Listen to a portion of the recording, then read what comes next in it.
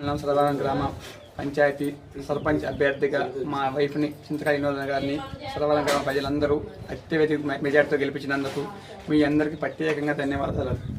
ప్రజలకు ప్రతి విషయానికి ప్రతి టైంలో వీళ్ళందరికీ ఆదర్శంగా ఉంటానని చిత్తశుద్ధితో పనిచేస్తానని ప్రత్యేకంగా మరి ఒకసారి ధన్యవాదాలు తెలుపుతున్నాను. నేను ఇండిపెండెంట్గా పోటీ చేయగల కారణాలు 2 విషయాలు ఉన్నాయండి. ఒకటి, కాంగ్రెస్ పార్టీలో నేను చేసిన గతంలో బలంగా పనిచేసిన కొన్ని విషయాలలో అన్ని వర్గాల కాలంలో నాకు టికెట్ రాకపోవడం జరిగిపోయింది. కానీ నేను డబల్గా వేసిన, టీఆర్ఎస్ వేసింది, కాంగ్రెస్ వేసింది, ఇండిపెండెంట్ అభ్యర్థి ఇంకో అభ్యర్థి వేశారు. ఇండిపెండెంట్ అభ్యర్థిగా వేసిన నన్ను సర్వరం ప్రజలు నన్ను అత్యధిక మెజార్టీతో గెలిపించగలిగినారు.